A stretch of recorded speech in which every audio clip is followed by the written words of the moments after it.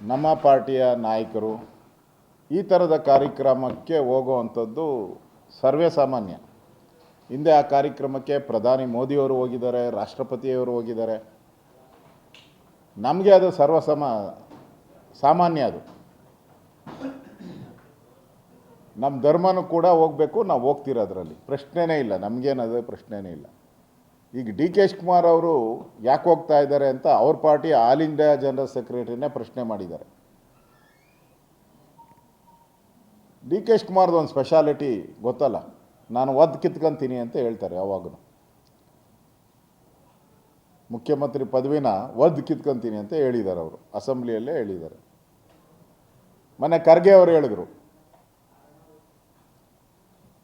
ಕುಂಭಮೇಳಕ್ಕೆ ಹೋಗಿ ಮುಳುಗಿದ್ರೆ ಏನು ಪುಣ್ಯ ಬಂದ್ಬಿಡುತ್ತಾ ಅಂತ. ಅಂದರೆ ಹೋಗಬಾರ್ದು ಅಂತ ಅವರ ಆದೇಶ. ಸೋನಿಯಾ ಗಾಂಧಿ ಹೋಗಿಲ್ಲ, ರಾಹುಲ್ ಗಾಂಧಿ ಹೋಗಿದ್ರಾ?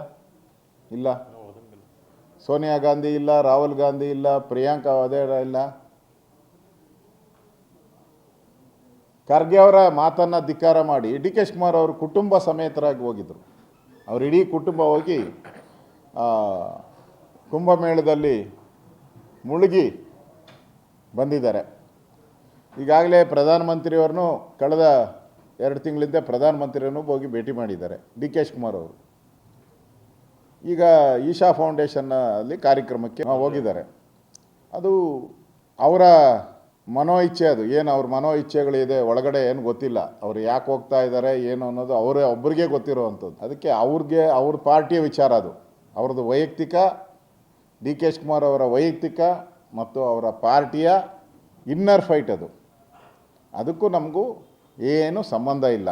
ಆದರೆ ನಾವು ಸನ್ಮಾನ್ಯ ನಮ್ಮ ನಾಯಕರಾದಂಥ ಅಮಿತ್ ಶಾ ಅವರು ಹೋಗೋದು ಅದು ರೆಗ್ಯುಲರ್ ಪ್ರೋಸೆಸ್. ಅದರಲ್ಲೇನು ಯಾರು ಕಾಮೆಂಟ್ ಏನಾರು ಮಾಡಿದಾರಾ? ಯಾರೂ ಇಲ್ಲ. ಎಲ್ಲ ಅಪ್ರಿಷಿಯೇಟ್ ಮಾಡ್ತಾಯಿದ್ದೀರಿ, ನಾವು ಹೋಗಿರೋದಕ್ಕೆ ನಾವು ಅಪ್ರಿಷಿಯೇಟ್ ಮಾಡ್ತಾಯಿದ್ದೀರಿ. ಆದರೆ ಕಾಂಗ್ರೆಸ್ ಪಾರ್ಟಿಯಲ್ಲಿ ಈ ಕರಿ ಬೆಕ್ಕಿನ ಥರ ಎಲ್ಲ ಕಡೆ ಈಗ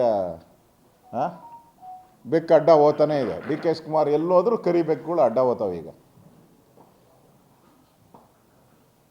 ಇಷ್ಟು ದಿನ ಕರ್ನಾಟಕದಲ್ಲಿ ಕರಿ ಬೆಕ್ಕುಗಳ ಕಾಟ ಇತ್ತು. ಈಗ ಆಲ್ ಇಂಡಿಯಾ ಲೆವೆಲಲ್ಲೂ ಆಲ್ ಇಂಡಿಯಾ ಜನರಲ್ ಸೆಕ್ರೆಟರಿನೇ ಈ ಕಾಟ, ಕರಿ ಬೆಕ್ಕುಗಳ ಕಾಟ ಆಗಿದೆ. ಯಾಕೋ ಗೊತ್ತಿಲ್ಲ, ಡಿ ಕೆ ಶಿವಕುಮಾರ್ಗಳಿಗೂ ಈ ಬೆಕ್ಕಿನ ಕಾಟಕ್ಕೂ ಯಾಕೋ ಸಂಬಂಧಗಳು ಕೂಡಿ ಬರ್ತಾ ಇದೆ. ಒಳ್ಳೇದಕ್ಕೆ ಬರ್ತಾ ಇದೆಯೋ ಕೆಟ್ಟದಕ್ಕೆ ಬರ್ತಾ ಇದೆಯೋ ಗೊತ್ತಿಲ್ಲ.